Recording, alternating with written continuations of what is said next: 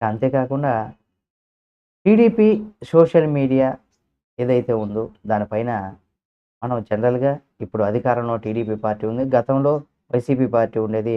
YCP అధికారంలో ఉన్నప్పుడు TDP నేతల పైన, టీడీపీ అధికారంలో ఉన్నప్పుడు వైసీపీ నేతల పైన ఆ పార్టీకి సంబంధించినటువంటి కార్యకర్తలు కావచ్చు, అభిమానులు కావచ్చు, రకరకాలైనటువంటి పోస్టులు పెడుతూ ఉంటారు. అయితే మాజీ సీఎం జగన్మోహన్ రెడ్డి పైన, ఆయన కుటుంబ సభ్యుల పైన అసభ్యకరమైనటువంటి పోస్టులు పెట్టినటువంటి టీడీపీ సోషల్ మీడియా కార్యకర్తలు వారిపైన చర్యలు తీసుకోవాలంటూ కోరుతూ తిరుపతి జిల్లా చంద్రగిరిలో వైఎస్ఆర్సీపీ నేతలు శుక్రవారం పోలీసులకు కూడా ఫిర్యాదు చేశారు. రాష్ట్ర పార్టీ ఆదేశాల మేరకే వైఎస్ఆర్సీపీ చంద్రగిరి నియోజకవర్గ సమన్వయకర్తగా ఉన్నటువంటి చెవిరెడ్డి మోహిత్ రెడ్డి ఆధ్వర్యంలో పార్టీ నేతలు కూడా ఈ ఫిర్యాదు చేశారు. రాష్ట్ర వ్యాప్తంగా వైఎస్ జగన్, ఆయన సతీమణి భారతి మీద తప్పుడు పోస్టులు పెట్టి జగన్ అభిమానులు వాళ్ళ యొక్క మనసులు బాధపడేలాగా చేశారని, అలాంటి వారిపైన కఠినమైనటువంటి చర్యలు తీసుకోవాలంటూ కూడా డిమాండ్ చేస్తుంది. తప్పనిసరిగా అది టీడీపీకి సంబంధించిన వారా, జనసేనకు సంబంధించిన వారా, లేకపోతే ఇతరుల ఎవరైనా సరే ప్రస్తుతం కూటమి ప్రభుత్వం అంటే టీడీపీ అధికారంలో ఉన్నా కానీ ఆ పార్టీకి సంబంధించినటువంటి వారు ఎవరైనా తప్పు చేసినా సరే వారిపైన చర్యలు తీసుకోవాలని కూడా తప్పనిసరిగా మనం కోరుకోవాల్సిందే. 100% అది మీరు చేయాల్సిందే.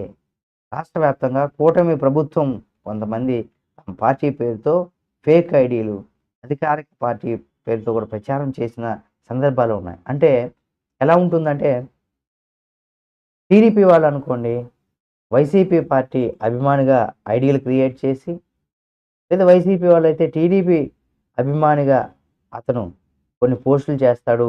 తర్వాత నేను టీడీపీ అభిమానినే, చంద్రబాబు నాయుడు గారు ఈ పనులు చేయడం వల్ల నేను వ్యతిరేకిస్తున్నాను. ఇప్పుడు ఆయనకి వ్యతిరేకంగా నేను ఇది చేస్తున్నాను. నాకు నచ్చలేదు. నేను 10 సంవత్సరాలుగా టీడీపీ అభిమాని, లేదు 20 సంవత్సరాలుగా టీడీపీ అభిమాని అని ఇలా జనసేనకు సంబంధించిన వారు కావచ్చు, టీడీపీకి సంబంధించి కావచ్చు, వైసీపీ, బీజేపీ అన్ని రాజకీయ పార్టీలు ప్రజల్ని ఫేక్ ఐడీలు క్రియేట్ చేసి ప్రజలను కూడా తప్పుదోవ పట్టించేటువంటి అవకాశాలు ఎక్కువగా కనిపిస్తూ ఉంటాయి. మనం సినిమాల్లో చూస్తూ ఉంటాం.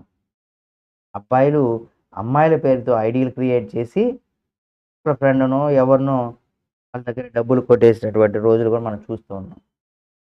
ఈ విధంగా చేస్తే ఇప్పుడు ఫేక్ ఐడీలు. అంటే ఫేక్ ఐడీలు అంటే వారు గతంలో ఇప్పుడు వైసీపీకి సంబంధించిన వారనుకో వాళ్ళేం చేస్తారు టీడీపీ అభిమానిగా ఐడీ క్రియేట్ చేసి అలా పోస్టులు చేస్తూ నిదానంగా వాళ్ళు ఈ పనులు చేయడం వల్ల నాకు నచ్చలేదు అని చెప్పి ఫేక్ ఐడీలు. అయితే టీడీపీ వాళ్ళైతే ఇలా అంటే వీళ్ళు వాళ్ళు అని కాదు. చాలామంది అలా చేస్తున్నారు. ఫేక్ ఐడీలతో అధికార పార్టీలపైన తప్పుడు ప్రచారం చేయడం.